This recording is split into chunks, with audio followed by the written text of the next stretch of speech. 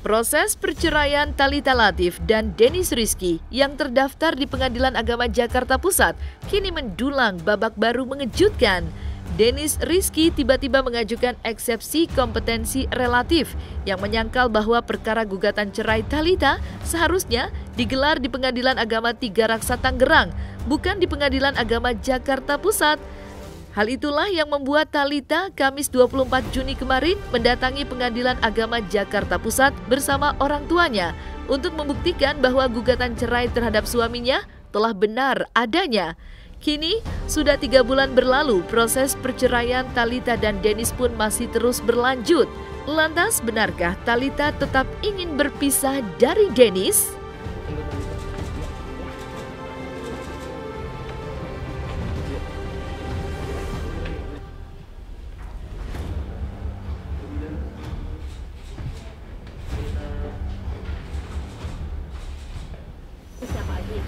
Orang tua saya aja. Makasih ya doa. Ya pokoknya gitu. Makasih ya semuanya, minta dukungannya ya. Mohon maaf teman-teman, minta doanya ya. Minta doanya ini pokoknya hari ini agendanya pemeriksaan saksi. Jadi pokoknya untuk segala macam jadi gini ya, mohon maaf ya. Saya nggak bisa ngomong apa-apa saat ini, bukan karena nggak mau, tapi saya lebih baik kita tunggu sampai hasil akhirnya aja nanti. Untuk prosesnya sampai di mana, terus seperti apa hasil dan segala macam dalam proses sepanjang ini yang udah panjang banget ini, boleh langsung hubungi ke pengacara aku aja gitu. Ada bisa menghubungi Maruli Tampu Bolon untuk tanya detailnya secara hukumnya seperti apa gitu. Aku nggak berani ngomong banyak-banyak dulu karena aku pengen ini cepat selesai aja ya. Alhamdulillah baik. Maaf, mohon maaf. Ada teman-teman maaf ya. Nanti pokoknya pas putusan aku janji pasti aku akan ngobrol sama kalian semua ya. Hari ini tidak ada persidangan. Nanti persidangannya pada tanggal 1 karena ini kan majelis akan bermusyawarah untuk menentukan sikap atas eksepsi atau bantahan yang diajukan oleh pihak lawan dari Thalita, itu suaminya. Karena suaminya membantah bahwa bukan Pengadilan Agama Jakarta Pusat yang berwenang mengadili perkara ini dengan alasan bahwa tempat tinggal atau domisili dari Thalita sendiri bukan dalam wilayah Pengadilan Agama Jakarta Pusat, tapi dia di luar, itu berada di Tangerang, Banten sana, sehingga bukan pengadilan. Nah, itulah yang diajukan. Nah, majelis ini sementara bermusyawarah apakah betul ini eksepsi yang diajukan oleh suami dari Thalita atau tidak.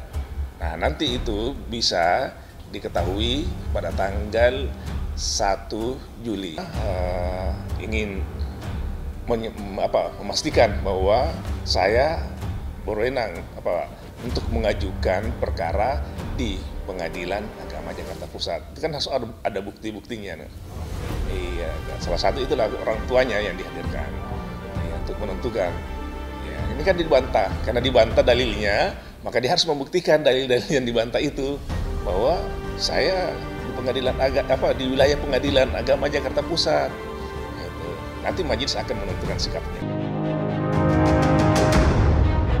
Menilik ke belakang, proses mediasi yang ditempuh Thalita dan Dennis pada bulan April kemarin juga berjalan alot. Thalita pun mengakui bahwa ia sempat terbawa emosi lantaran sang suami Dennis sempat tak mengakui perbuatannya di depan mediator. Rasa kecewa dan sakit hati yang terpendam selama bertahun-tahun akhirnya diluapkan Thalita di hadapan suaminya itu.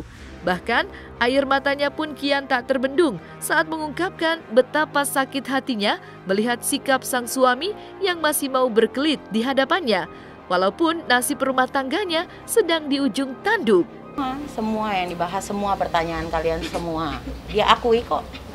Ya saya udah gimana ya Mbak gitu, saya tahan ini tuh capek.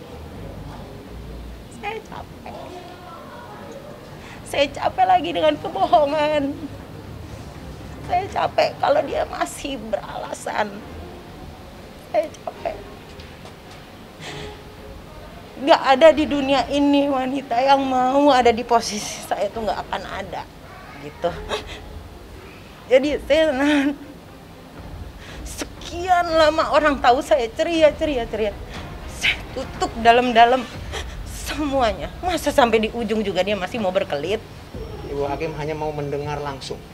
Jadi tanpa ada kami, biar Ibu Hakim bisa tahu bagaimana Ibu Hakim bisa menilai sendiri dan mempertimbangkannya sendiri. Nah, bagi kami itu, kalau ada pun kami di sana, ketika misalkan klien saya emosi dan lain sebagainya, ataupun dari pihak lawan juga emosi, pasti kan ada yang memotong dan lain-lainnya. Nah, ini nggak pure, benar-benar kebijaksanaan dari Hakim Mediator untuk mau bertemu hanya dengan Berdua. Thalita dan Denis. Dan disitulah akhirnya diputuskan bahwa mediasi gagal. Jangan lagi berkelit gitu loh. Salah gitu. Jangan bilang salah tapi gitu. Itu namanya orang ngaku salah tapi nggak ikhlas. Kalau kita yang korban kita disuruh ikhlas, masa yang bikin dosa nggak bisa? Gitu loh. Jadi tadi mungkin ya di situ gitu puncaknya gitu. Ketika saya dengar masih berkelit ya saya udah nggak bisa lagi untuk nahan gitu.